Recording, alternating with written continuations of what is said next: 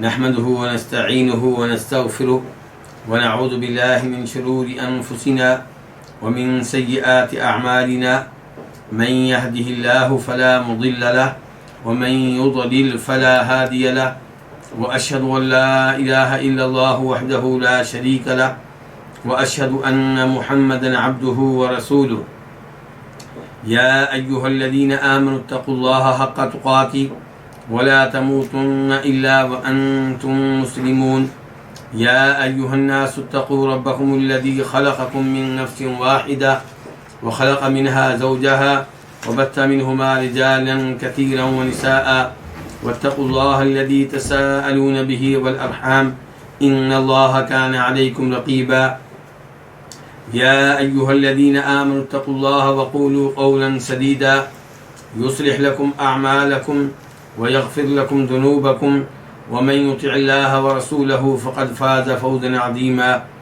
أما بعد فإن خير الحديث كتاب الله وخير الهدي هدي محمد صلى الله عليه وسلم وشر الأمور محدثاتها وكل محدثة بدعة وكل بدعة ضلالة وكل ضلالة في النار. الوافی بما فی الصحیحین، صحیح بخاری اور صحیح مسلم کی احادیث پہ مشتمل ایک عظیم کتاب کو کتاب کے مؤلف نے 10 مقاصد میں تقسیم کیا ہے. ان میں سے 8واں مقصد ہم پڑھ رہے ہیں اور 8ویں مقصد میں کئی کتب ہیں. ان میں سے دوسری کتاب ہم پڑھ رہے ہیں اور اس دوسری کتاب میں کئی فصلیں ہیں. ان میں سے تیسری فصل کا آج ہم آغاز کریں گے. الفصل الثالث البر والصلہ. یہ تیسری فصل ایسی احادیث کے بارے میں ہے جو نیکوکاری، حسن سلوک اور صلہ رحمی کے بارے میں ہیں. باب نمبر 1، باب الارواح جنود مجندہ، کہ روحیں، کس کی روحیں؟ انسان کی روحیں، لوگوں کی روحیں. تو انسانوں کی روحیں جنود لشکر ہیں، مجندۃ طرح طرح کے.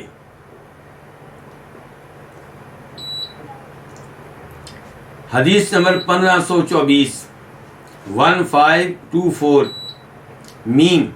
اس حدیث کو روایت کرنے والے امام مسلم ہیں. عن ابی ہریرہ ان رسول اللہ صلی اللہ علیہ وسلم قال، جناب ابو ہریرہ رضی اللہ عنہ سے روایت ہے، بے شک رسول اللہ صلی اللہ علیہ وسلم نے ارشاد فرمایا، الارواح جنود مجندہ، کہ روحیں جنود لشکر ہیں، فوجیں ہیں، مجندہ طرح طرح کی، یعنی کہ روحیں کئی اقسام کی ہیں. کوئی روح کس طرح کی ہے، کوئی روح کس طرح کی ہے. فما تعارف منہا، تو جو ان میں سے آپس میں متعارف ہو جاتی ہیں، اعترافا، ان میں الفت پیدا ہو جاتی ہے، وہ آپس میں گل مل جاتی ہیں.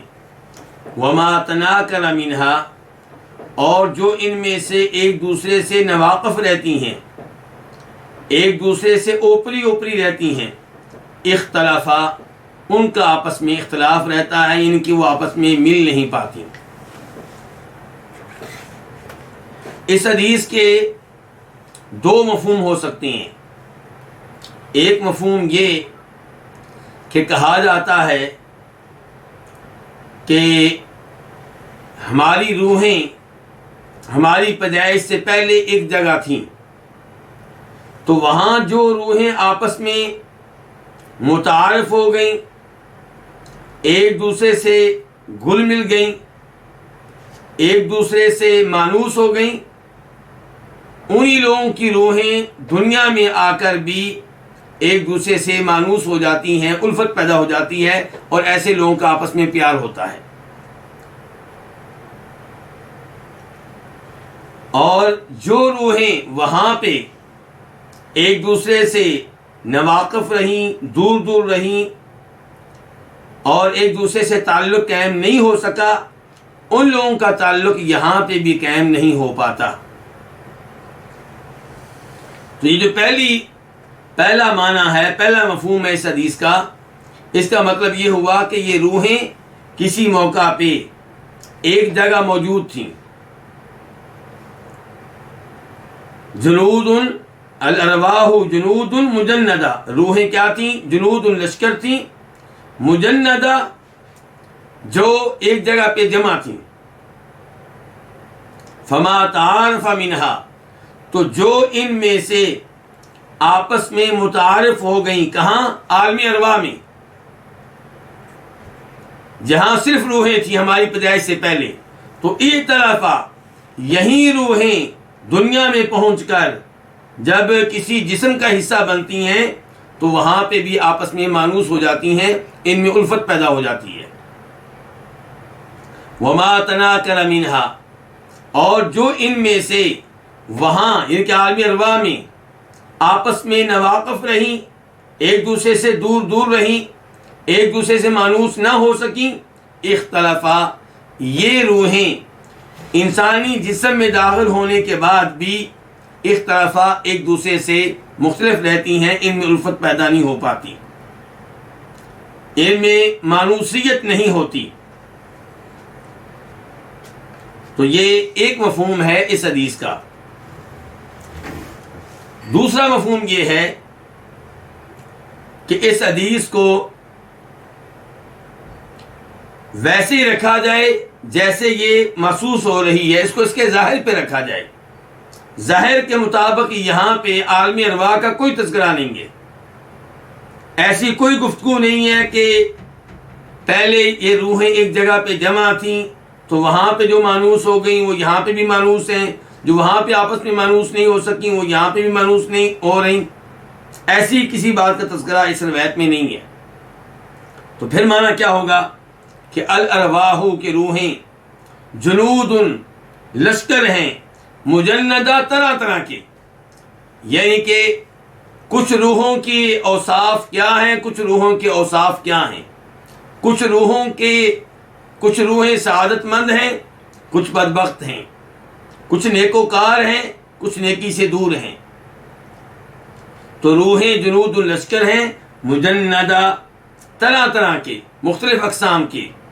فما تعارف منہا، تو جو ان میں سے اس دنیا میں آپس میں متعارف ہو جاتی ہیں، ایک طرفہ ان میں مانوسیت پیدا ہو جاتی ہے، الفت پیدا ہو جاتی ہے۔ وما تناکر منہا، اور جو ان میں سے ایک دوسرے سے دور دور رہتی ہیں، مانوس نہیں ہو پاتی کیونکہ طبیعت ملتی نہیں ہے، تو اختلافا، ان میں پھر اختلاف رہتا ہے۔ وفی روایت، اور ایک روایت میں ہے، الناس معادن کمعادن الفضة والذهب، لوگ کانے ہیں۔ لوگ کیا ہیں؟ کان ہیں۔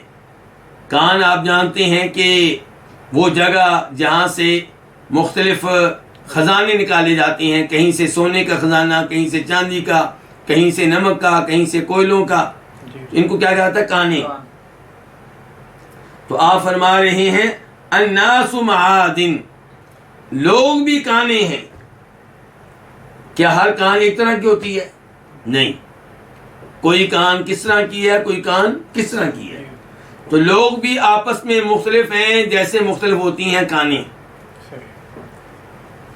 تو الناس معادن، تو لوگ کانے ہیں، کمعادن الفضة والذهب، سونے اور چاندی کی کانوں کی طرح۔ خیارهم فی الجاہلیت خیارهم فی الاسلام اذا فقہوا، جو ان میں سے زمانہ جاہلیت میں، زمانہ کفر میں اچھے تھے، معزز تھے، صاحب عزت تھے، خیارهم فی الاسلامی، یہی لوگ صاحب عزت ہیں اسلام میں، یہی ہیں صاحب مقام و مرتبہ اسلام میں، لیکن ایک شرط ہے، اذا فقہوا، جب وہ اسلام میں آنے کے بعد دین کی بصیرت حاصل کر لیں، دین کا علم لے لیں، دین میں سمجھ بوجھ حاصل کر لیں۔ یعنی کہ آپ قریش کو دیکھ لیں، زمانہ جاہلیت میں جو عربوں کے قبائل تھے ان میں سے سب سے زیادہ عزت والا قبیلہ کون سا تھا؟ قریشی. اور قریشیوں میں کون؟ ہاشمی. تو اسلام قبول کرنے کے بعد بھی قریشی عزت پہ رہیں گے، ہاشمی عزت پہ رہیں گے، شرط یہ ہے کہ اسلام قبول کر لیں اور دین کا علم لے لیں. اس کا مطلب ہے اسلام کی وجہ سے پہلے نمبر پہ عزت ملتی ہے، دوسرے نمبر پہ علم کی وجہ سے، کتاب و سنت کا علم دینے کی وجہ سے عزت ملتی ہے.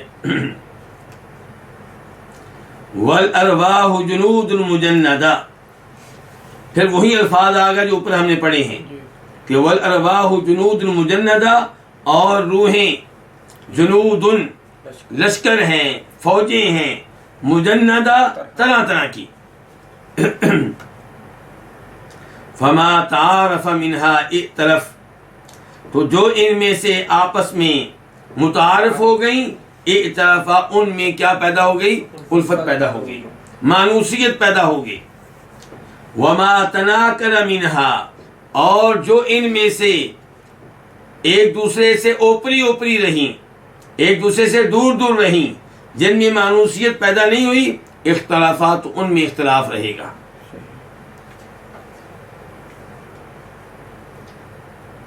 اس کے بعد باب نمبر 2،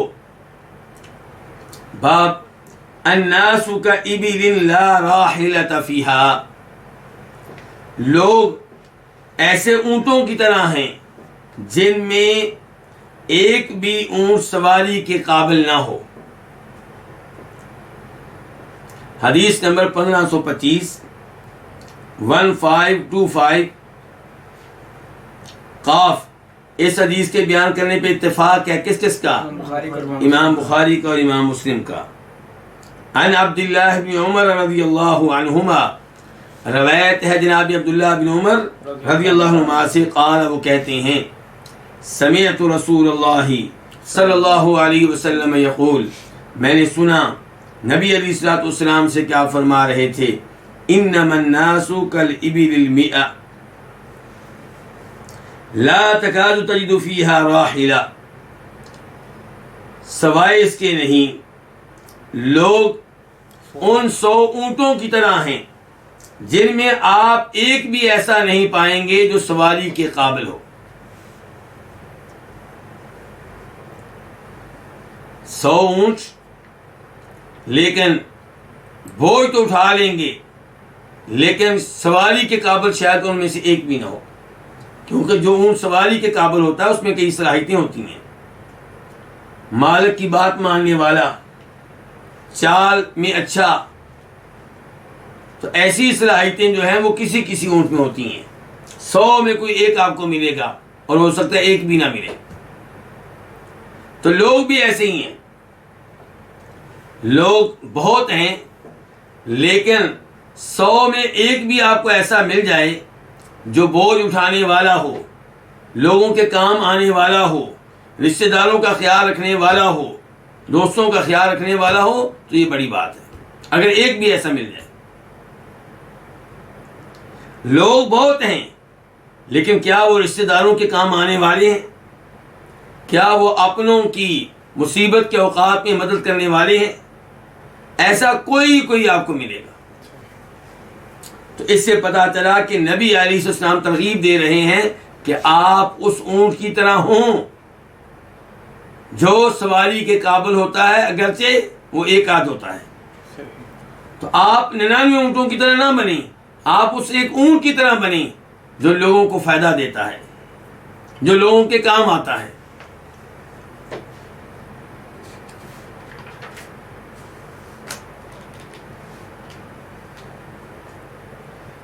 اس کے بعد باب نمبر 3، باب حق المسلم علی المسلم، مسلمان کے مسلمان پہ حقوق، مسلمان کا مسلمان پہ حق.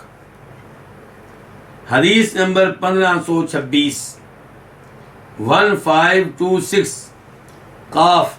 اس حدیث کے بیان کرنے پہ اتفاق ہے کس کس کا؟ بخاری اور امام مسلم کا. امام بخاری کا اور امام مسلم کا. عن عبداللہ بن عمر رضی اللہ عنہما، روایت ہے جناب عبداللہ بن عمر رضی اللہ عنہما سے، ان رسول اللہ صلی اللہ علیہ وسلم قال، کہ بے شک رسول اللہ صلی اللہ علیہ وسلم نے فرمایا، المسلم اخو المسلم، مسلمان مسلمان کا بھائی ہے۔ کس لحاظ سے؟ نسب کے لحاظ سے، دین کے لحاظ سے، دینی بھائی ہیں۔ لا یظلمہ، لفظی معنی یہ ہے کہ مسلمان مسلمان پہ ظلم نہیں کرتا، مراد یہ ہے کہ اس پہ ظلم نہ کرے۔ لا یظلمہ، مسلمان مسلمان پہ ظلم نہیں کرتا، ولا یسلمہ، اور نہ ہی اس کو بے یار و مددگار چھوڑتا ہے۔ ایسا نہیں کرتا کہ مسلمان کو اس کے حوالے کر دے جو مسلمان کو قتل کر دے، جو مسلمان کو تکلیفیں دے، جو مسلمان کو ایذائیں دے، جو مسلمان کو پریشان کرے۔ تو مسلمان کا مسلمان سے یہ رویہ نہیں ہوتا کہ مجھے کیا لگے،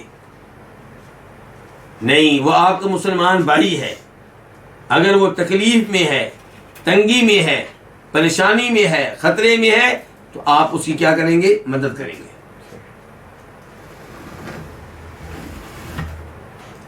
وَمَنْ كَانَ فِي حَاجَةِ أَخِيهِ كَانَ اللَّهُ فِي حَاجَتِهِ،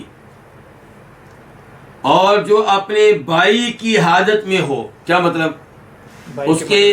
اس کے کام میں لگا ہوا ہو، اس کی کسی پریشانی کو دور کرنے کے لیے محنت کر رہا ہو، اس کا کوئی مسئلہ حل کرنے کے لیے کہیں جا رہا ہو، اس کی مشکلات کو دور کرنے کے لیے کہیں فون کر رہا ہو، وقت دے رہا ہو، تو فرمایا جو اپنے بھائی کی حاجت میں ہوتا ہے، اللہ تعالیٰ اس کی حاجت میں ہوتا ہے۔ آپ کسی کی پریشانی دور کریں، اللہ آپ کی پریشانی دور کرے گا۔ آپ کسی کی مدد کریں، اللہ آپ کی مدد کرے گا۔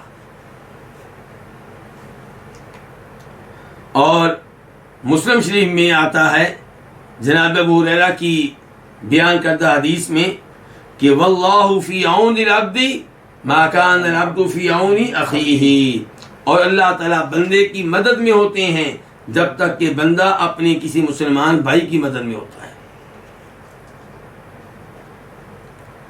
وَمَنْ فَرَّجَ عَنْ مُسْلِمٍ كُرْبًا فَرَّجَ اللَّهُ عَنْهُ كُرْبَةً مِنْ كُرُبَاتِ يَوْمِ الْقِيَامَةِ، اور جو کسی مسلمان کا غم دور کرے، قربہ غم، پریشانی، ٹینشن، اور جو کسی مسلمان کے غم کو دور کرے، فرج اللہ عنہ، اللہ تعالیٰ اس سے دور کریں گے قیامت کے دن کی کے غموں میں سے کوئی غم، قیامت کے دن کی پریشانیوں میں سے کوئی پریشانی، قیامت کے دن کی ٹینشنوں میں سے کوئی ٹینشن۔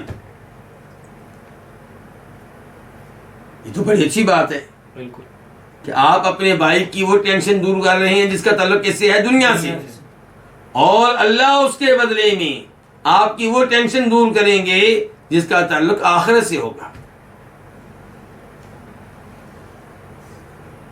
وَمَن سَتَرَ مُسْلِمًا سَتَرَهُ اللَّهُ يَوْمَ الْقِيَامَةِ، اور جو کسی مسلمان کے عیب پہ پردہ ڈالے، اور جو کسی مسلمان کی پردہ پوشی کرے، سَتَرَهُ اللَّهُ يَوْمَ الْقِيَامَةِ، اللہ اس کی قیامت کے دن پردہ پوشی کریں گے، اللہ تعالیٰ اس کے عیب کو قیامت کے دن چھپائیں گے۔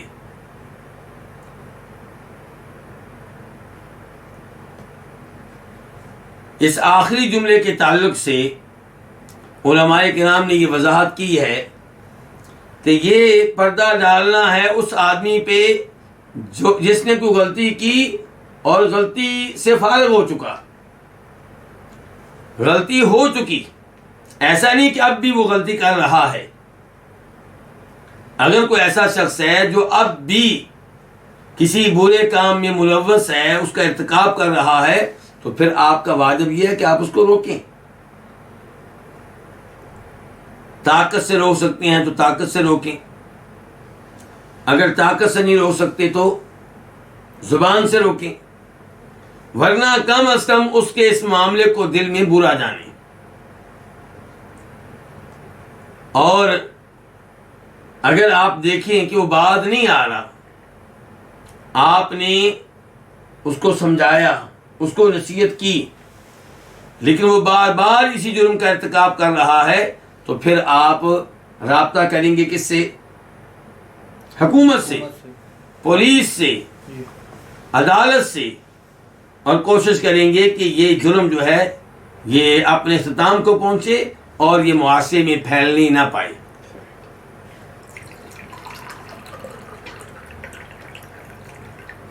حدیث نمبر 1527 1527 قاف۔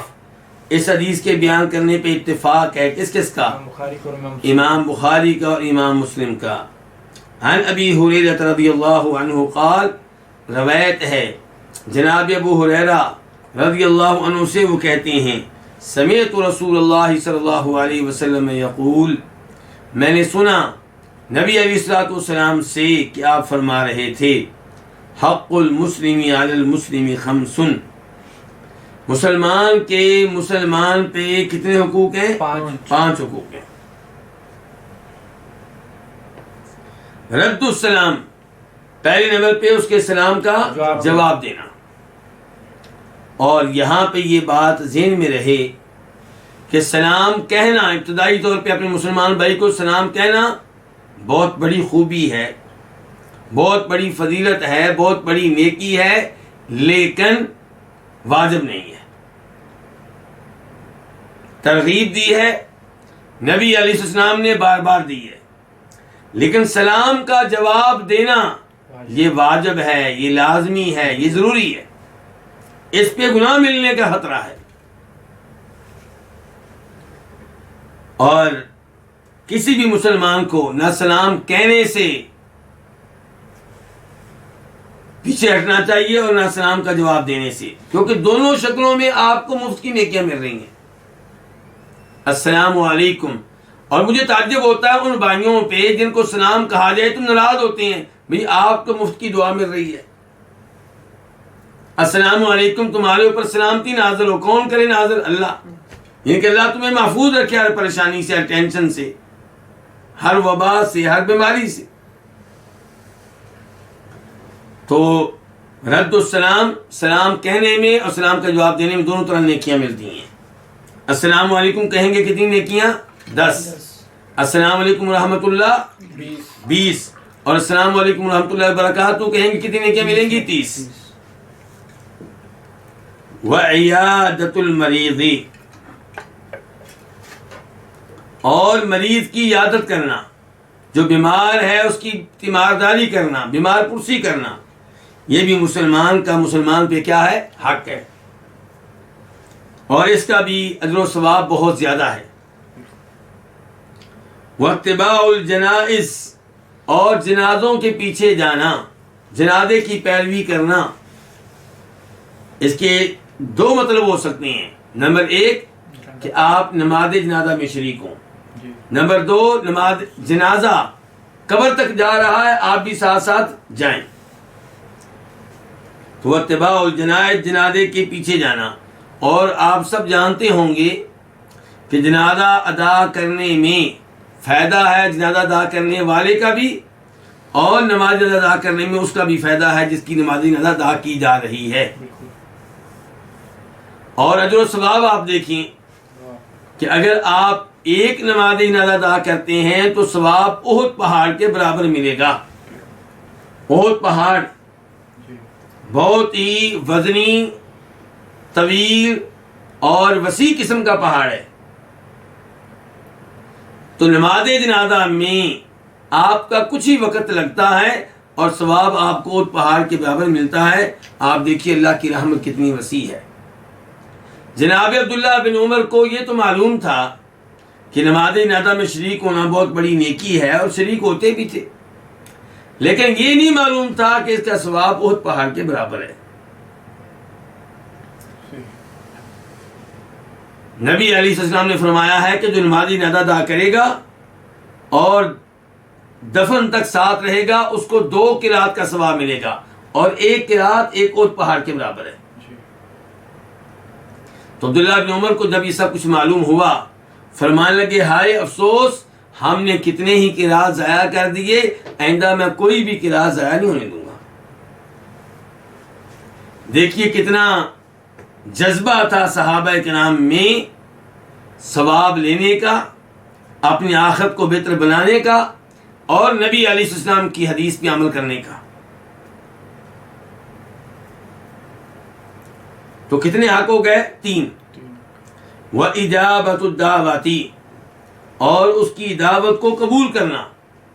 آپ کا مسلمان بھائی اگر آپ کو دعوت دیتا ہے، ولیمے کی دعوت یا کسی اور مناسبت سے دعوت یا بغیر مناسبت کی دعوت، تو آپ اس دعوت کو کیا کریں گے؟ قبول کریں گے، الا یہ کہ آپ کا کوئی عذر ہو۔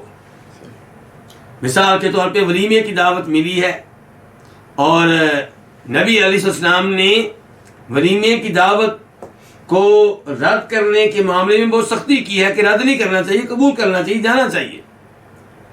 لیکن اگر آپ کو یہ پتا چلے کہ وہاں پہ میوزک کا بندوبست ہے، ساز بج رہا ہوگا ولیمے کے ساتھ ساتھ، یا وہاں پہ مرد و عورت ایک جگہ پہ کھانا کھائیں گے اور بے پردگی ہوگی، بے پردگی کا خطرہ ہے، تو آپ اس وجہ سے اگر نہیں جاتے تو انشاءاللہ یہ بالکل ٹھیک ہے۔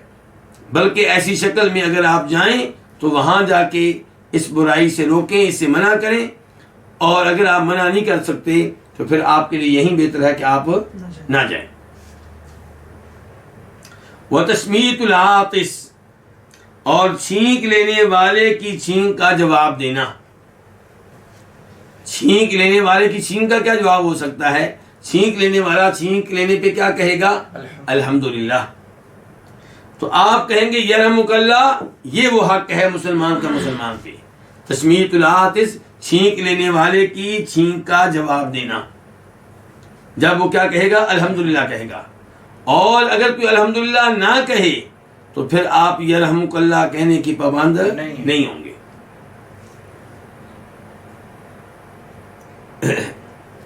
یاد رہے کہ یہ مسلمان کے مسلمان پہ حقوق ہیں۔ اللہ کے رسول نے یہ نہیں کہا کہ یہ اس مسلمان کے حقوق ہیں جو بہت نیک ہو، جو اللہ کا ولی ہو، جو مسجد کا امام ہو، جو نماز جمعہ کا خطیب ہو۔ نہیں، کوئی بھی مسلمان جب تک مسلمان ہے اس کے آپ کے اوپر یہ حقوق ہیں۔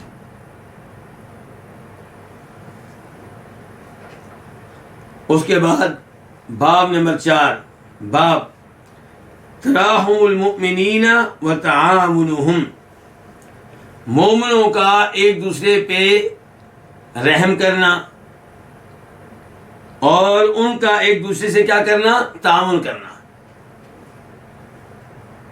یعنی کہ ایسا ہونا چاہیے، مراد یہ ہے کہ مسلمان اور مومن ایک دوسرے کے اوپر رحم کریں اور ایک دوسرے سے کیا کریں؟ تعاون کریں۔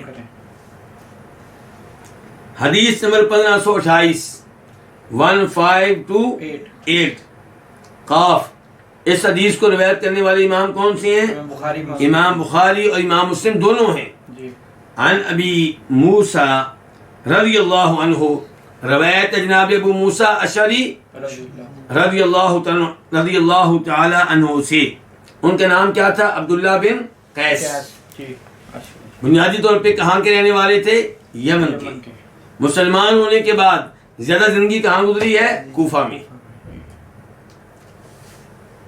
تو یہ روایت کرتے ہیں نبی علیہ الصلوۃ والسلام سے، قال کہ آپ نے فرمایا المؤمن للمؤمن کالبنیان، مومن مومن کے لیے کالبنیان کس کی طرح ہے؟ ایک دیوار کی طرح ہے، ایک بلڈنگ کی طرح ہے، ایک عمارت کی طرح ہے۔ یشد بعضہ بعضا، سوال پیدا ہوتا ہے کہ مومن کو دیوار سے، عمارت سے، بلڈنگ سے تشبیہ کیوں دی گئی؟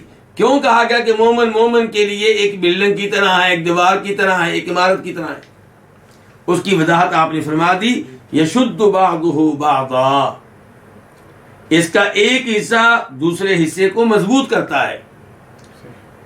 دیوار تب تک مضبوط ہے جب تک اینٹ کے ساتھ اینٹ جڑی ہوئی ہے، اور اگر چند اینٹیں آپ نکال دیں تو دیوار کمزور ہو جائے گی۔ ہر اینٹ دوسری اینٹ کو کیا کرتی ہے؟ مضبوط کرتی ہے، قوت دیتی ہے۔ فرمایا ایسے ہی ہر مومن کو دوسرے مومن کا ساتھ دینا چاہیے اس کی مدد کرنی چاہیے، اس کی قوت کا اور مضبوطی کا سبب بننا چاہیے۔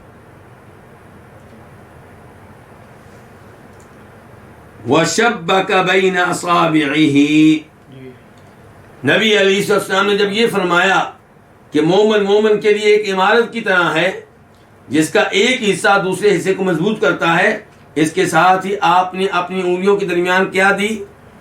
تشبیہ دی۔ ایک ہاتھ کی انگلیاں دوسرے ہاتھ کی انگلیوں میں ڈال دیں، اب دیکھیں اب ہاتھ آپ کا کیا ہو جائے گا؟ مضبوط ہو جائے گا۔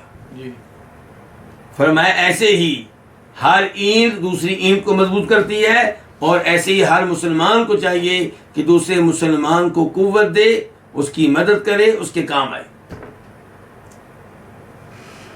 لیکن آج معاملہ اس کے بالکل برعکس ہے۔ مسلمان کو کمزور کر رہا ہے، مسلمان کی مخالفت کر رہا ہے، مسلمان کو قتل کر رہا ہے، مسلمان سے لڑ رہا ہے،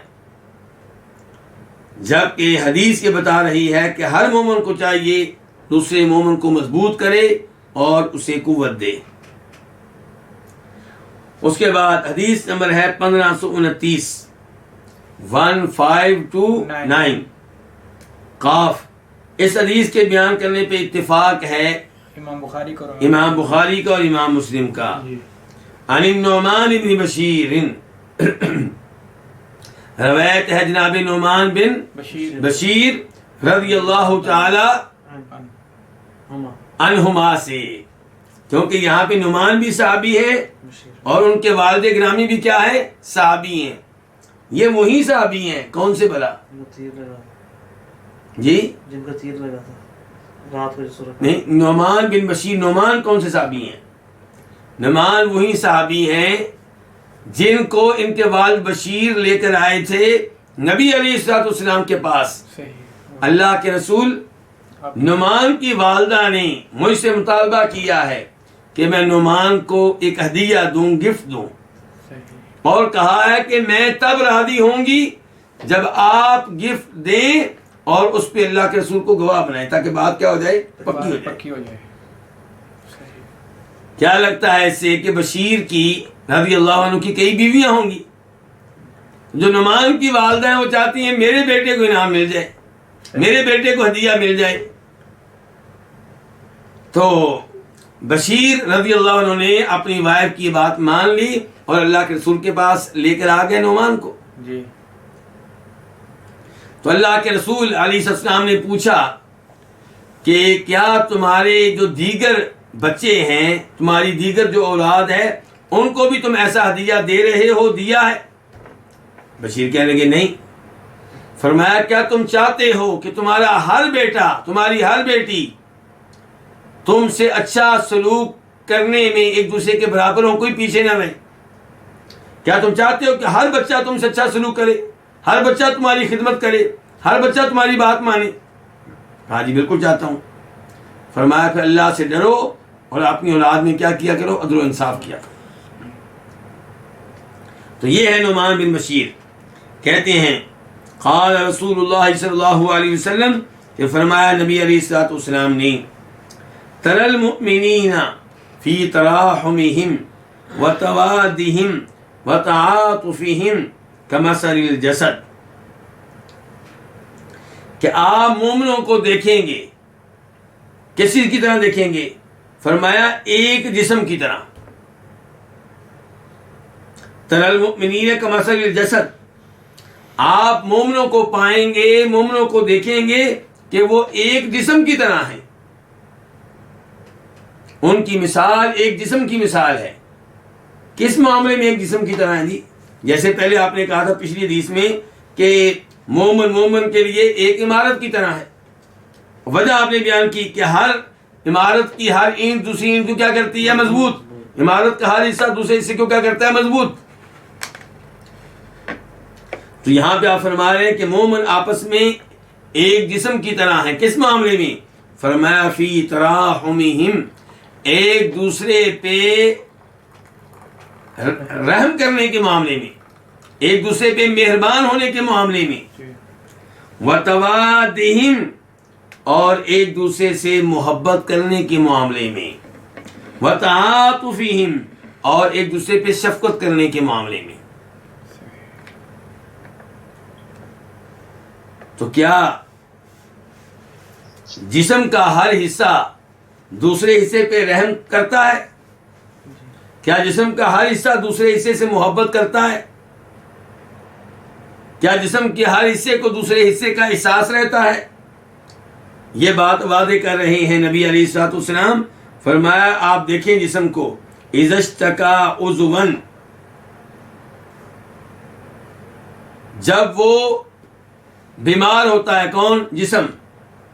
عضوا ایک عضو کے لحاظ سے، یعنی کہ اس کا ایک عضو بیمار ہوتا ہے، ایک عضو میں مسئلہ ہوتا ہے، کوئی تکلیف ہوتی ہے، کوئی درد ہوتا ہے، تو تداعی لہ سائر جسدہ بالسہر والحمى، تو اس کا باقی جو جسم ہے وہ سارے کا سارا ایک دوسرے کو دعوت دیتا ہے، کس کی؟ بالسہر، بیدار رہنے کی، والحمى اور بخار میں مبتلا رہنے کی. تکلیف آپ کو ہوتی ہے دانت میں، ایک دانت میں تکلیف ہوتی ہے، تو کیا باقی جسم جو ہوتا ہے وہ سکون میں ہوتا ہے؟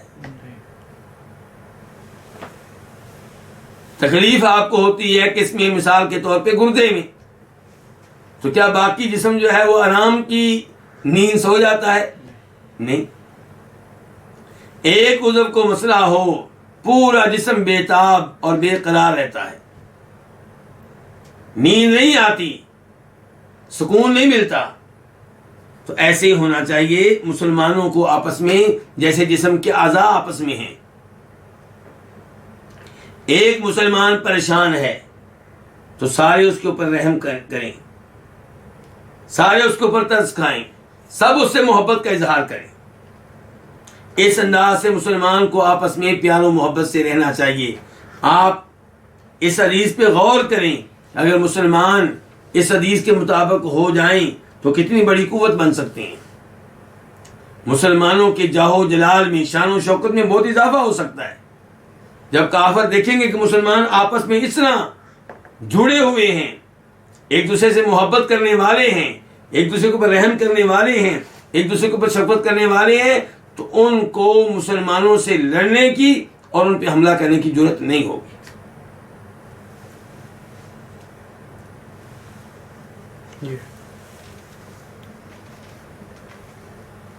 تو اس حدیث کا خلاصہ یہ ہے کہ مومنوں کو چاہیے ایک دوسرے کے اوپر رحم کریں اور ایک دوسرے سے تعاون کریں. اس کے بعد ہے باب نمبر 5، باب بر الوالدین وصلۃ الرحم، والدین سے حسن سلوک کرنا اور صلہ رحمی کرنا.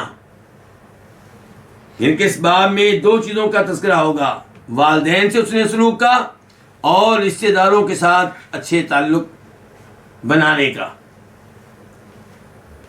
کتاب کے مؤلف نے یہاں پہ کوئی بھی حدیث ذکر نہیں کی، عنوان قائم کر دیا ہے کہ اس عنوان کے نیچے حدیث آنے والی عنوان کیا دی کہ والدین سے اچھا سلوک کرنا اور رشتہ داروں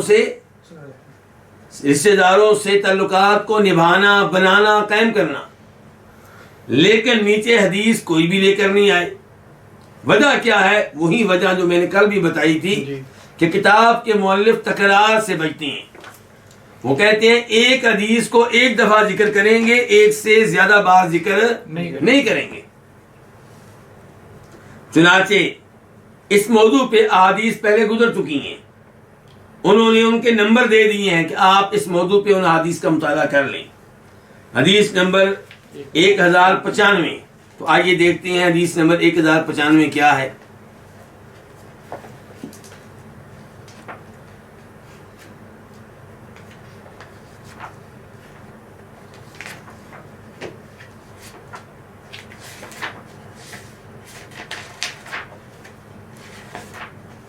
حدیث نمبر 1095، اس کے راوی ہیں جناب ابو ہریرہ رضی اللہ تعالی عنہ. وہ کہتے ہیں کہ ایک آدمی نبی علیہ الصلوۃ والسلام کے پاس آیا تو اس نے کہا، اے اللہ کے رسول، من احق الناس بحسن صحابتی، لوگوں میں سے کون ہے جو سب سے زیادہ میری طرف سے حسن سلوک کا حقدار ہو. قال تو آپ نے کہا امک تمہاری والدہ. قال ثم من اس سوال کرنے والے صحابی نے کہا اس کے بعد میری والدہ کے بعد کس کا نمبر آتا ہے, کس کا درجہ ہے؟ قال ثم امک فرمایا پھر بھی نمبر تمہاری ماں کا ہی ہے.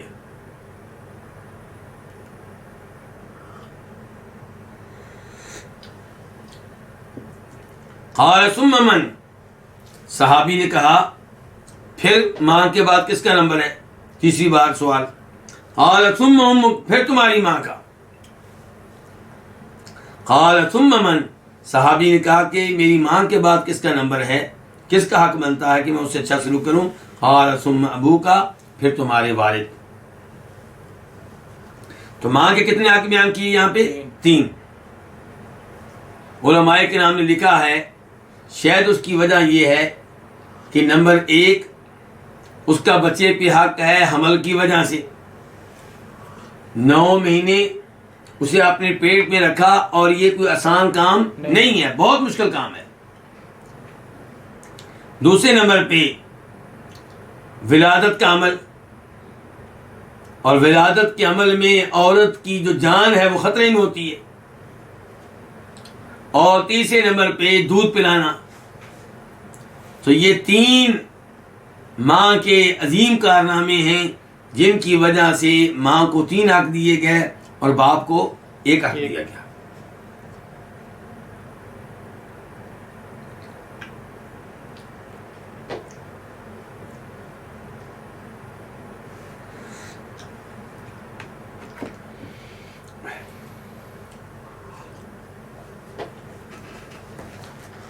اس کے بعد کتاب کے مؤلف کہتے ہیں اب آپ دیکھیں اسی موضوع پہ حدیث نمبر 1100. تو آئیے دیکھتے ہیں حدیث نمبر 1100. اس کے راوی ہے جناب عبداللہ بن عمر بن عاص. کہتے ہیں کہ فرمایا رسول اللہ صلی اللہ علیہ وسلم نے کہ بے شک کبیرہ گناہوں میں سے بھی جو بڑے بڑے گناہ ہیں ان میں سے ایک یہ ہے کہ انسان اپنے والدین پہ لعنت کرے, اپنے والدین کو لعنتی قرار دے, اپنے والدین پہ لعنتیں بھیجے.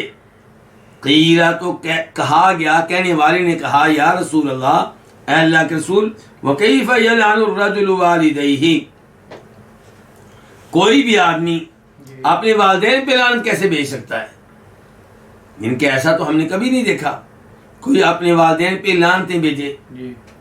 قال تو آپ نے کہا یسب الرجل ابا الرجل, کوئی آدمی کسی دوسرے آدمی کے باپ کو برا بلا کہتا ہے, فیسب اباہ, تو وہ اس کے باپ کو برا بلا کہے گا, ویسب امہ, اور یہ کسی کی ماں کو برا بلا کہتا ہے تو وہ اس کی ماں کو برا بلا کہے گی. اس کا مطلب یہ ہے کہ اپنے والدین کو برا بلا کہلوانے میں یہ سبب بنا ہے. کسی کے والد کو برا بلا کہا تو انہوں نے اس کے والد کو برا بلا کہہ دیا. کسی کی ماں کو برا بلا کہا تو جو اس کی اولاد تھی انہوں نے اس کی ماں کو برا بلا کہہ دیا. تو اپنی ماں کے بارے میں یہ غلط الفاظ کہلوانے کا سبب کون بنا ہے؟ یہ. تو جب یہ کبیرہ گناہ ہے کہ آپ اپنے والدین کے برا بلا قرار پانے میں سبب بنے, تو اس آدمی کا کیا حال ہوگا جو براہ راست اپنے والدین کو برا بلا کہے, خود کہے, انہیں گالیاں دے, ان کی بےعزتی کرے, ان کی توہین کرے.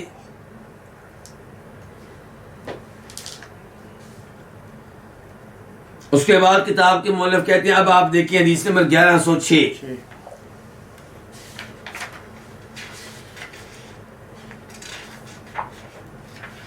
یہ کس بارے میں ہے؟ یہ حدیث صلہ رحمی کے بارے میں. 2 حدیثیں تھیں والدین سے اس نے سلوک کے بارے میں, اور اب حدیث آئی کس کے بارے میں؟ صلہ رحمی کے بارے میں.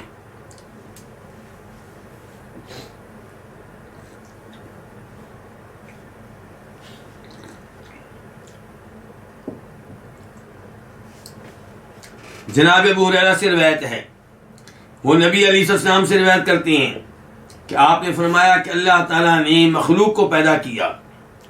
جب اللہ تعالیٰ مخلوق کی تخلیق سے فارغ ہوئے تو رشتے داری کھڑی ہو گئی اور کہنے لگی، کون کہنے لگی؟ رشتے داری. رشتے داری بھی بولتی ہے. ہمارا ایمان ہے کہ بولتی ہے، کیونکہ اللہ کے رسول نے بتا دی ہے. جیسے قرآن میں بتایا گیا قالتا اتینا طائعین، آسمان و زمین نے بول کر کہا کہ اللہ ہم حاضر ہو گئے خوشی خوشی. اور قرآن حکیم میں یہ بھی بتایا گیا کہ جہنم گفتگو کرتی ہے، حدیث میں بتایا گیا گفتگو کرتی ہے. تو ہمارا ان تمام امور پہ ایمان ہے، اور اللہ کے لیے کیا مشکل ہے؟ لوگ کہتے ہیں جی یہ کیسے ممکن ہے کہ زمین بات کرے، یہ کیسے ممکن ہے کہ آسمان بات کرے. ہم کہتے ہیں یہ کیسے ممکن ہے کہ تم بات کرو، اور تمہیں بولنے کی صلاحیت کس نے دی ہے؟ تم صرف سوچتے ہو اور تمہاری گفتگو جاری ساری ہو جاتی ہے. یہ قوت و طاقت جس اللہ نے دی ہے وہ اسی اللہ نے رشتے داری کو بولنے کی صلاحیت دی ہے. تو رشتے داری نے کہا ہذا مقام العائذ بک، یعنی کہ میں کھڑی ہوئی ہوں تجھ سے پناہ لینے کے لیے. میں کس مقصد سے کھڑی ہوئی؟ تجھ سے پناہ لینے کے لیے. کس بات سے پناہ لینے کے لیے؟ قطع رحمی سے، یعنی کہ اس بات سے پناہ میں آنے کے لیے کہ رشتے داری کو توڑا جائے. قال نعم، اللہ نے کہا بالکل. اما ترضین بان اصل من وصلک، کیا تم اس بات پہ خوش نہیں ہو کہ میں اس سے تعلق قائم کروں گا جو رشتے داری کو جوڑے، تجھے جوڑے، اور میں اس سے تعلق توڑ لوں گا جو رشتے داری کو توڑے، تجھے توڑے. تو رشتے داری نے کہا بالکل اے اللہ میں اس کے اوپر بہت خوش ہوں. اللہ نے کہا چلو یہ پھر تمہیں مل گیا. اس کے بعد اللہ کے رسول علیہ السلام نے کہا اگر تم چاہو تو اس موضوع پہ یہ آیت پڑھ سکتے ہو فَهَلْ عَصَيْتُمْ إِن تَوَلَّيْتُمْ أَن تُفْسِدُوا فِي الْأَرْضِ وَتُقَطِّعُوا أَرْحَامَكُمْ. یقیناً تم قریب ہے کہ اگر تم حکمران بنو تو تم زمین پہ فساد کرو. یقیناً اگر تم حکمران بنو تو تم سے یہ توقع ہے کہ تم کیا کرو گے؟ زمین میں فساد کرو گے اور اپنے رشتوں کو توڑو گے. تو اس ایسے پتہ چلا کہ یہ غلط ہے کام اور اس سے بچنا چاہیے. اس کے بعد کتاب کے مؤلف کہتے ہیں اب آپ دیکھیں حدیث نمبر 1110 وہ کیا ہے؟ جناب عبداللہ بن عمر بن عاص کہتے ہیں روایت کرتے ہوئے نبی علیہ الصلوۃ والسلام سے کہ آپ نے فرمایا لیس الواصل بالمکافی، صلہ رحمی کرنے والا صحیح معنوں میں صلہ رحمی کرنے والا وہ نہیں ہے جو بدلہ دے، یعنی کہ اگر رشتے دار اچھا سلوک کریں تو تب اچھا سلوک کرے. فرمایا یہ صلہ رحمی کرنے، صحیح معنوں میں صلہ رحمی کرنے والا یہ نہیں ہے، صلہ رحمی کا حق ادا کرنے والا یہ نہیں ہے. وَلَكِنِ الْوَاصِلُ الَّذِي إِذَا قُطِعَتْ رَحِمُهُ وَصَلَحَا، حقیقی معنوں میں صلہ رحمی کرنے والا وہ ہے جس سے رشتہ توڑا جائے وہ پھر بھی رشتہ توڑنے کے لیے تیار نہ ہو بلکہ جوڑنے کی کوشش کرے.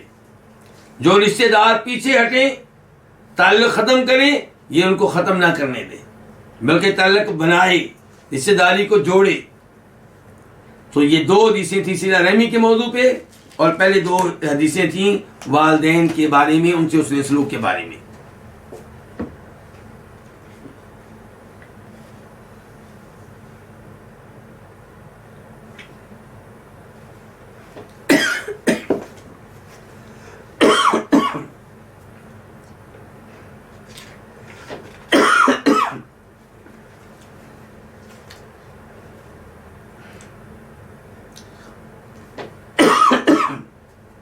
اس کے بعد ہے باب نمبر 6، باب الوصیت بالجار، پڑوسی کے بارے میں وصیت.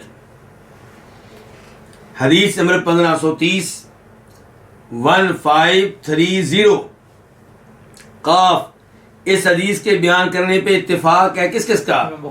امام بخاری کا اور امام مسلم کا.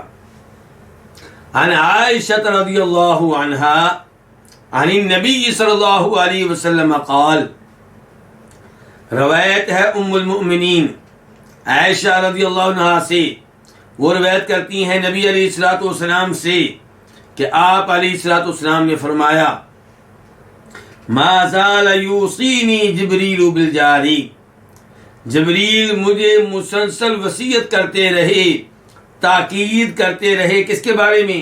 پڑوسی کے بارے میں. کیا وصیت کرتے رہے؟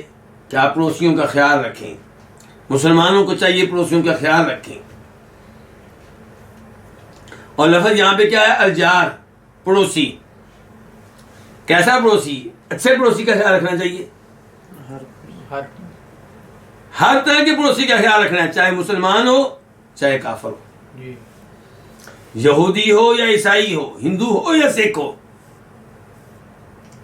اور مسلمان ہے تو نیک ہو یا بدماش ہو، بد ہو. پڑوسی آپ کا رشتہ دار ہو یا رشتہ دار نہ ہو، ہر پڑوسی کا خیال رکھنا ہے. حتی ظننت انہ سیورث، آپ علیہ السلام فرماتے ہیں کہ جبریل مجھے پڑوسی کے بارے میں مسلسل وصیت کرتے رہے، تاکید کرتے رہے، یہاں تک کہ میں نے یہ گمان کیا کہ وہ جلد ہی اس کو وارث بنا دیں گے. اس کا کیا مطلب ہے اس کو وارث بنا دیں گے؟ یعنی کہ مجھے یہ لگا کہ جبریل اللہ تعالیٰ کی طرف سے یہ حکم لے کر آئیں گے کہ اللہ تعالیٰ نے پڑوسی کو بھی وارثوں میں شامل کر دیا ہے. جیسے وراثت ملتی ہے مرنے والے کے بیٹے کو، اس کے والد کو، اس کی بیوی کو، ایسی وراثت ملا کرے گی اس کے پڑوسی کو، اس کا بھی حصہ ہوگا. لیکن کیا ایسا ہوا؟ ایسا ہوا نہیں. لیکن نبی علیہ الصلوۃ والسلام کے ان الفاظ نے یہ وعدے کر دیا کہ پڑوسی کے حقوق کتنے زیادہ ہیں. آج عام طور پہ ہمارے پڑوسی ہم سے کیا ہوتے ہیں؟ تنگ، پریشان. ان کی خواہش ہوتی ہے کہ یہ لوگ یہاں سے چلے جائیں یا ہم چلے جائیں، جبکہ ایسا نہیں ہونا چاہیے. آپ کا پڑوسی آپ کے لیے دعائیں کرنے والا ہو. اور یہ کچھ مشکل نہیں ہے اگر ہم نبی علیہ السلام کی احادیث پہ عمل کریں. جو طریقے آپ نے بتائے ہیں محبت قائم کرنے کے، مودت قائم کرنے کے، انہیں اختیار کرنا چاہیے. مثال کے طور پہ آپ فرماتے ہیں اطعموا الطعام، کیا کیا کرو؟ کھانا کھلایا کرو. ایسے ہی آپ نے کہا ہے کہ ایک دوسرے کو کیا دینا چاہیے؟ تحفہ دینا چاہیے. تو ایک دوسرے کو کھانا کھلانے سے، تحفہ دینے سے، مشکل وقت میں ایک دوسرے کے کام آنے سے محبت قائم ہو جاتی ہے. دلوں میں جو نفرت ہے وہ دور ہو جاتی ہے. حدیث نمبر 1531، 1531.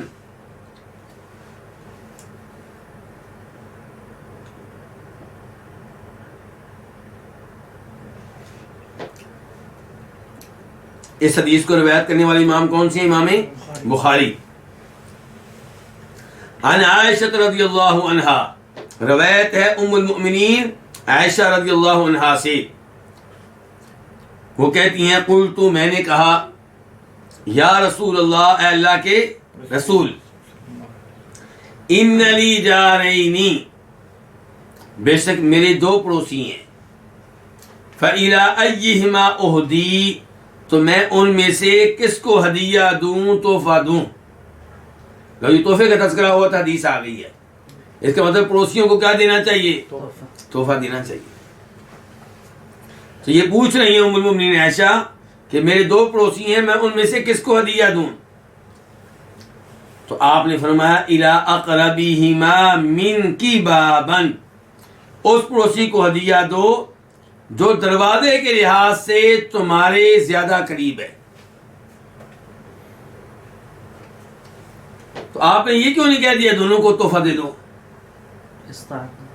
یعنی کہ سوال ہو رہا ہے کہ جب تحفہ ایک ہو جب تحفے زیادہ ہیں پھر تو کوئی سوال کرے گا نہیں آپ سے کہ کس کو دینا ہے. یہ سوال تبھی پیدا ہوگا جب تحفہ دینے کے لیے ایک ہے، اب آپ کس پڑوسی کو دیں.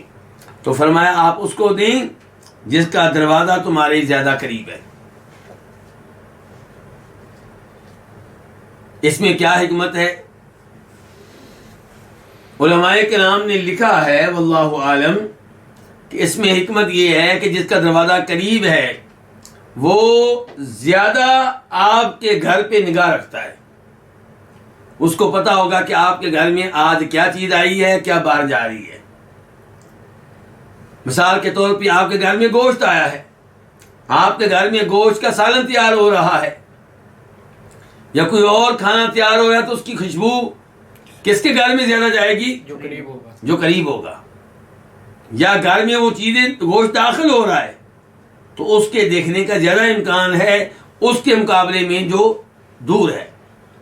تو اس لیے شریعت چاہتی ہے کہ جو زیادہ قریب ہے اس کا زیادہ خیال رکھا جائے، اور وہی مشکل وقت میں آپ کے زیادہ کام آئے گا، دوسرے کے مقابلے میں جلدی کام آئے گا دوسرے کے مقابلے میں، کیونکہ اس کا دروازہ کیا ہے؟ قریب ہے.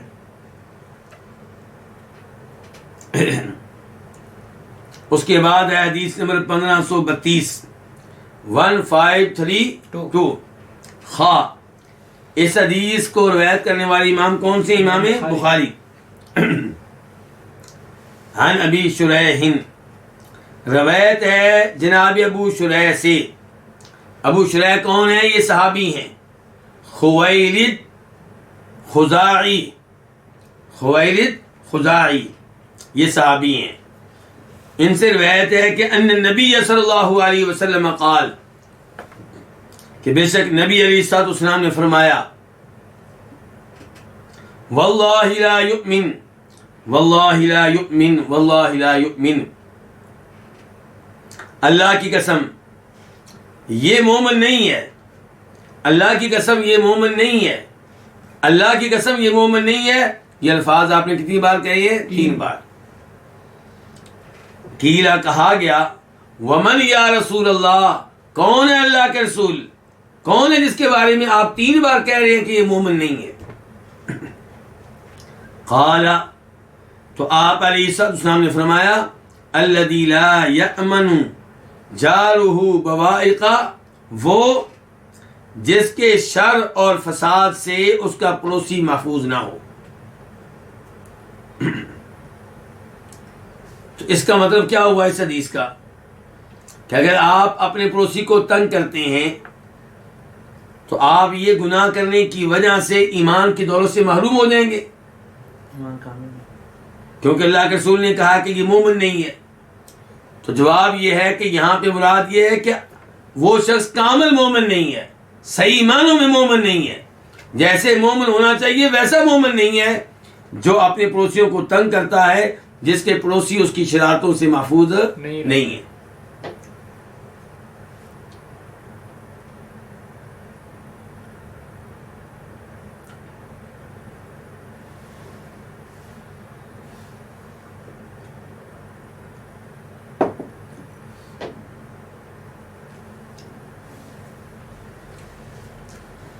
اس کے بعد باب نمبر 7،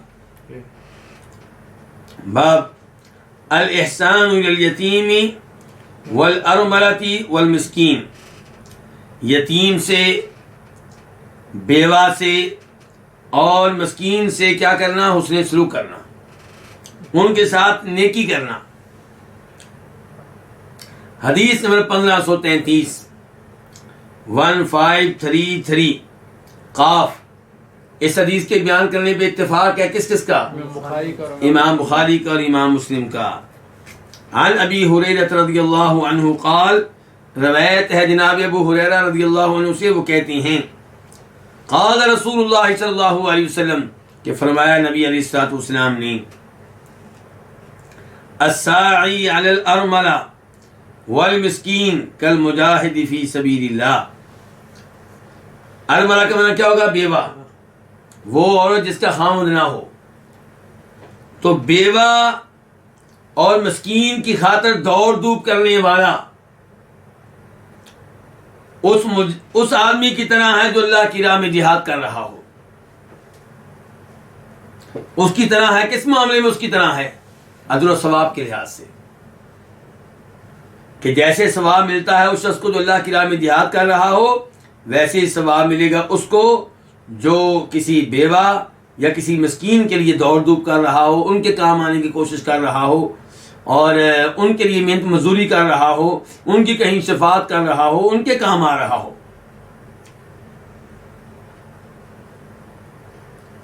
وَأَحْسِبُهُ قَالَ، اور میرا گمان ہے ان کے بارے میں کہ انہوں نے کہا. یہ کون کہہ رہا ہے میرا گمان ہے، میرا خیال ہے کہ انہوں نے کہا؟ ابو ہریرہ رضی اللہ عنہ. آگے لکھا ہوا یشک القعنبی، یہ جو کہہ رہے ہیں کہ میرا خیال ہے، شک کر رہے ہیں اپنی بات میں کہ پتہ نہیں مجھے یاد ہے کہ نہیں یاد، میرا خیال ہے. یہ کہنے والے امام بخاری کے استاد عبداللہ بن مسلمہ قعنبی ہیں. امام بخاری کو حدیث بیان کس نے کی ہے؟ یہ عبداللہ بن مسلمہ قعنبی نے. وہ کہتے ہیں کہ احسبہ، میرا ان کے بارے میں خیال ہے. کن کے بارے میں؟ امام مالک بن انس کے بارے میں، جو 4 اماموں میں سے ایک تھے، جنہیں آپ کہتے ہیں امام دار الہجرہ، مدینہ کے امام. تو عبداللہ بن مسلم القعنبی کہہ رہے ہیں کہ میرا ان کے بارے میں گمان ہے، ان کے امام مالک کے بارے میں. قالا، کہ انہوں نے یہ کہا تھا. کیا کہا تھا؟ کل قائم لا یفطر و کالصائم لا یفطر. درمیان میں وضاحت آ گئی کہ یہ شق القعنبی، یہ الفاظ کہ میرا خیال ہے کہ امام مالک نے کہا تھا کہ کس کے ہیں؟ قعنبی. یہ قعنبی کے ہیں. قعنبی کو شک ہوا ہے تو کہتے ہیں کہ میرا گمان ہے کہ آپ علیہ السلام نے کہا تھا کل قائم لا یفطر و کالصائم لا یفطر، کہ بیوہ کی خاطر، مسکینوں کی خاطر دوڑ دھوپ کرنے والا، محنت کرنے والا، ان کے کام آنے والا اس شخص کی طرح ہے جو قیام کرنے والا ہو. لا یفطر، جو قیام سے کمزوری محسوس نہ کرتا ہو، لگا ہی رہے، پوری رات قیام کرے، قیام کرنے میں اپنے جسم میں کوئی کمزوری محسوس نہ کرے. فرمایا بیوہ اور مسکین کی خاطر محنت کرنے والا، دوڑ دھوپ کرنے والا اس شخص کی طرح ہے جو رات کو قیام کرتا ہو. لا یفطر، اور اس میں کوئی وقفہ نہ کرتا ہو، اس میں کوئی سستی نہ کرتا ہو، اس میں کمزور نہ پڑتا ہو. وَكَالصَّائِمِ لَا يُفْطِرُ، اور یہ اس روزے دار کی طرح ہے جو روزہ ترک نہ کرتا ہو، جو روزے میں ناغا نہ کرتا ہو. اس سے آپ اندازہ لگا لیں کہ یتیم سے، بیوہ سے، مسکین سے اس نے سلوک کرنا کتنا عظیم عمل ہے. کہ آپ علیہ السلام فرما رہے ہیں کہ کسی بیوہ کے لیے، کسی مسکین کے لیے محنت کرنے والا اس آدمی کی طرح ہے جو رات کو قیام کرتا ہے اور پوری رات کا قیام کرتا ہے، سستی نہیں کرتا، کمزوری نہیں دکھاتا، اور جو دن کو روزہ رکھے اور روزے میں کوئی ناغہ نہیں کرتا. کتنا عظیم آدمی ہوگا یہ جو دن کو روزہ رکھتا ہے، رات کو کیا کرتا ہے؟ قیام. فرمایا اس کا اجر و ثواب اس کو مل جائے گا جو بیوہ اور مسکینوں کے کام آنے والا ہو. تو یہاں پہ یہ سوال پیدا ہوتا ہے کہ جب ثواب اتنا زیادہ ہے تو انسان جو ہے ایک یعنی کہ ادارہ قائم کر لے جس میں بیواؤں کی خدمت کرے، مسکینوں کی خدمت کرے، اور ثواب اس کو مل جائے گا رات کے قیام کی طرح اور دن کے نفلی روزے کی طرح. آپ خود نماز پڑھے نہ پڑھے کوئی مسئلہ نہیں ہے. کیا رائے ہے آپ لوگوں کی اس بارے میں؟ بالکل جی پڑے گا.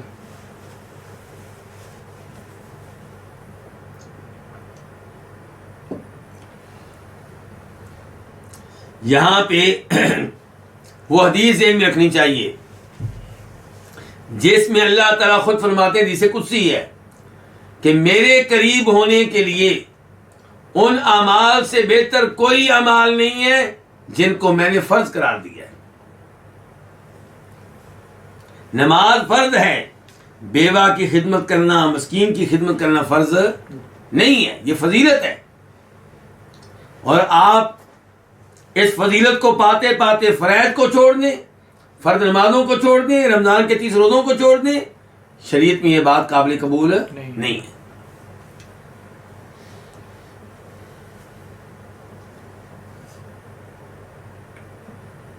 تو یہ اعزاز اس آدمی کے لیے ہے جو فرائض و واجبات پہ عمل کرنے والا ہو، اور اس سے پہلے یہ کہ توحید کے اوپر ہو، عقیدہ اس کا کیا ہو، درست ہو. اگر عقیدہ ٹھیک نہیں ہے تو آپ جتنی بھی خدمت کر لیں، ویلفیئر کے جتنے بھی کام کر لیں، آپ کے کام آنے والی نہیں ہے. حدیث نمبر 1534 1534. خواہ اس حدیث کو روایت کرنے والے امام کون سے؟ امام بخاری. عن سہل، روایت ہے جناب سہل سے. سہل سے مراد کون سے صحابی ہوا کرتے ہیں؟ سہل بن سعد ساعدی. قال، وہ کہتے ہیں کہ فرمایا رسول اللہ صلی اللہ علیہ وسلم نے، انا وکافل الیتیم فی الجنت ہاکذا، کہ میں اور یتیم کی کفالت کرنے والا، یتیم کو پالنے والا جنت میں اس طرح ہوں گے. کس طرح؟ یہ حدیث بیان کرتے ہوئے آپ نے اشارہ کیا اپنی سبابہ انگلی سے اور درمیانی انگلی سے. درمیانی انگلی کون سی ہے؟ یہ بڑی سب. اور سبابہ کون سی ہے؟ انگشت شہادت. ان دونوں انگلیوں کے ساتھ آپ نے اشارہ کیا، اور جناب سال کہتے ہیں وَفَرَّجَ بَيْنَهُمَا شَيْئًا، اور آپ نے ان دونوں کے درمیان تھوڑا سا فاصلہ رکھا، دونوں کو بالکل جوڑا نہیں ہے ایسے. تو آپ فرما رہے ہیں کہ میں اور یتیم کی کفالت کرنے والا جنت میں ایسے ہی ہوں گے.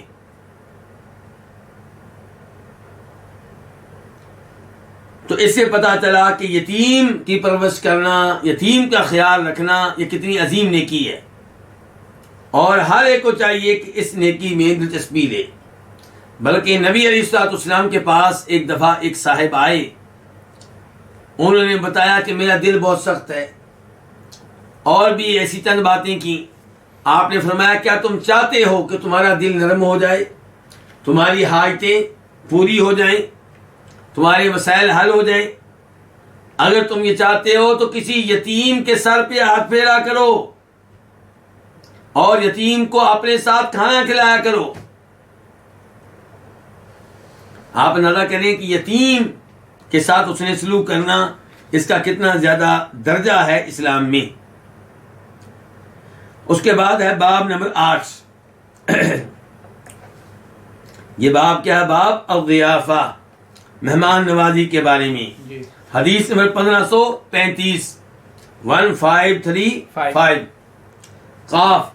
اس حدیث کے بیان کرنے پہ اتفاق ہے کس کس کا؟ امام بخاری کا، امام مسلم کا. عن ابی شریح العدوی، روایت ہے ابو شریح العدوی سے. ہاں جی، ایک ابو شریح گزرے تھے حدیث نمبر 1532 میں، اور اب ہے حدیث نمبر 1535. یہاں پہ بھی ابو شریح، دونوں میں کیا فرق ہے؟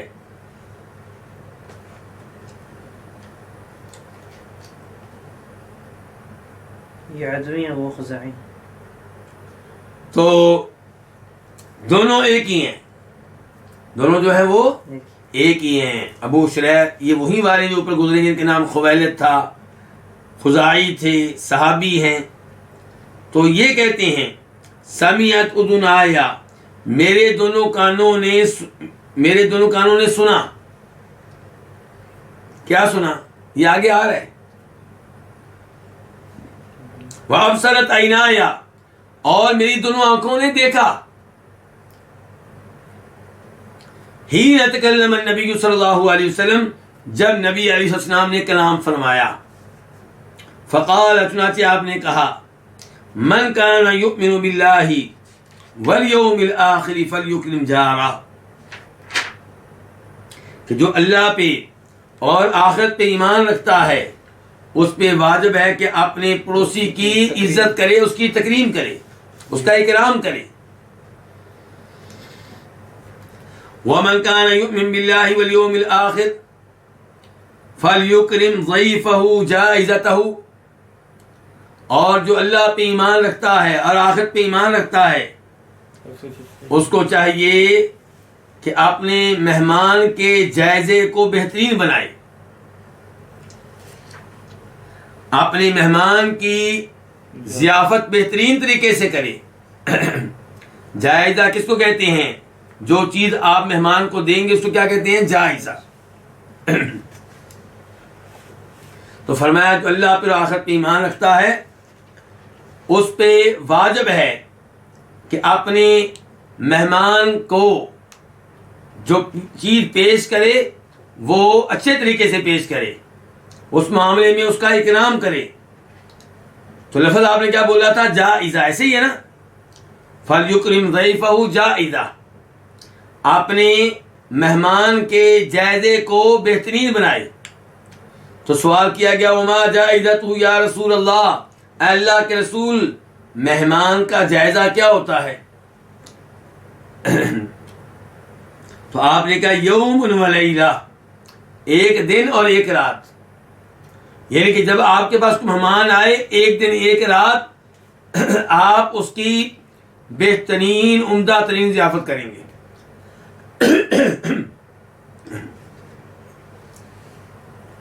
وَالضِّيَافَةُ ثَلَاثَةُ أَيَّامٍ، اور مہمان نوازی پھر آپ کریں گے کتنے دن؟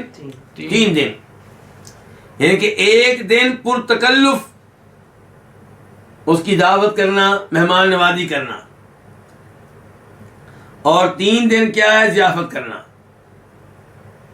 یہ 3 دن پہلے دن کے علاوہ ہیں یا پہلے دن سمیت؟ اس بارے میں اختلاف ہے، زیادہ امید یہی ہے کہ پہلے دن کے ساتھ ہی۔ ٹوٹل دن کتنے بن جائیں گے؟ 3۔ مطلب یہ ہے کہ ایک دن آپ اس کی بہترین مہمان نوازی کریں گے، پرتکلف کریں گے، اور پھر 2 دن رہ جائیں گے، ان 2 دنوں میں آپ وہی کچھ پیش کریں گے جو آپ کے گھر میں ہے، الگ سے اہتمام آپ نہیں کریں گے۔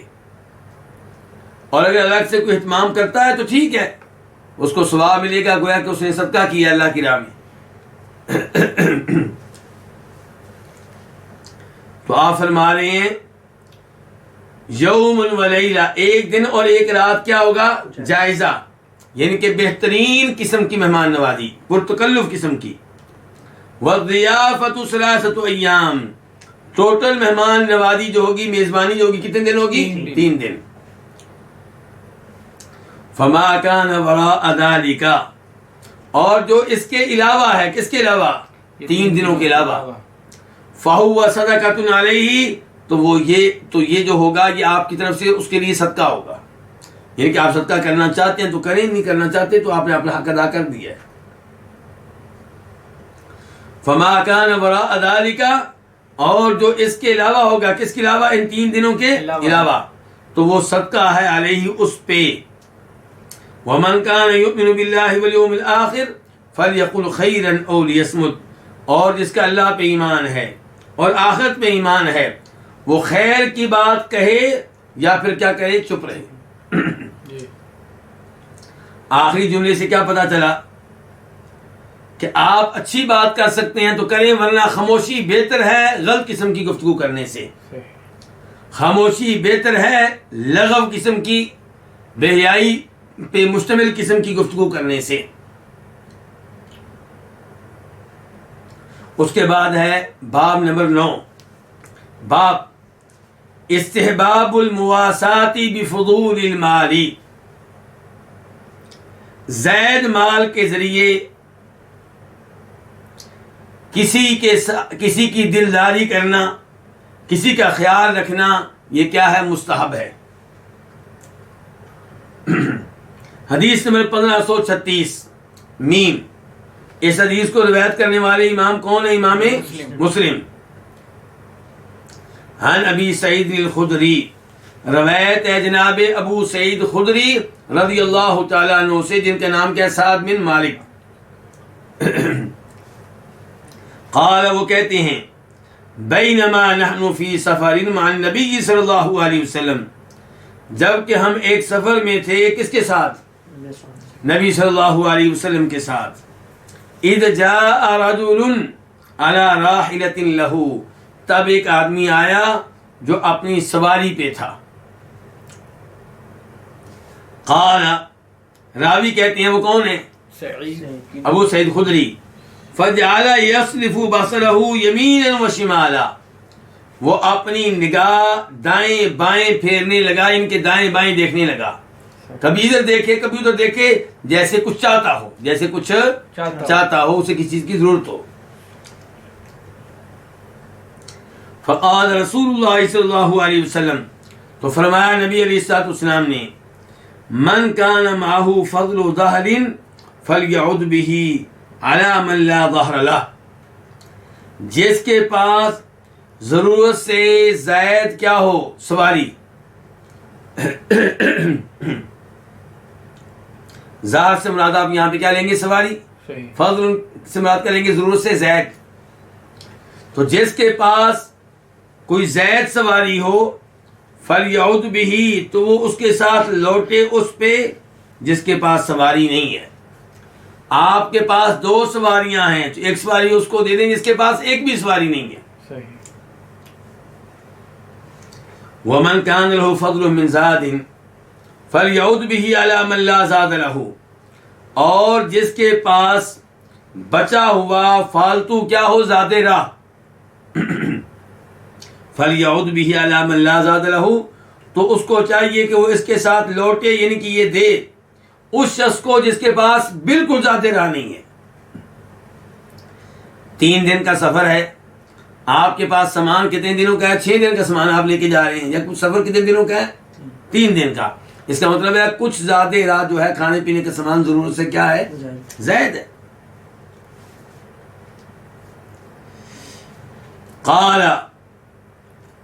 راوی کہتے ہیں کون سے؟ سعد بن مالک. ابو سعید خدری سعد بن مالک، کہ فذکر من اصناف المال ما ذکر، تو تذکرہ کیا نبی علیہ الصلوۃ والسلام نے مال کی اقسام میں سے ان کا جن کا آپ نے تذکرہ کیا. مثال کے طور پہ آپ کہتے رہے ہوں گے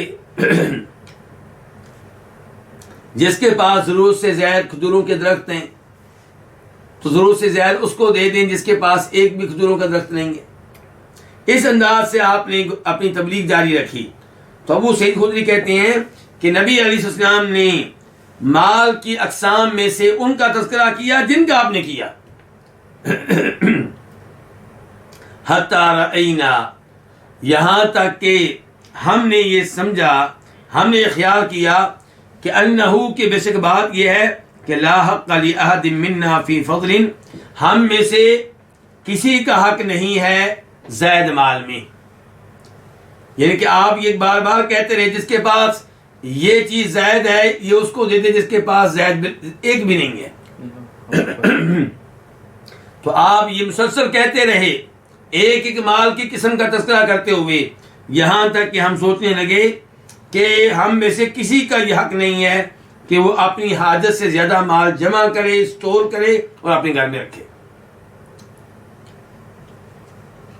تو اس حدیث سے کیا مسئلہ اخذ ہوا؟ ایک تو یہی کہ جو زائد مال ہے وہ کسی نہ کسی کو دے دینا بہتر ہے، افضل ہے، اگرچہ واجب نہیں ہے. اور دوسرا یہ پتا چلا، دوسرا یہ کہ وہ آدمی آیا تھا.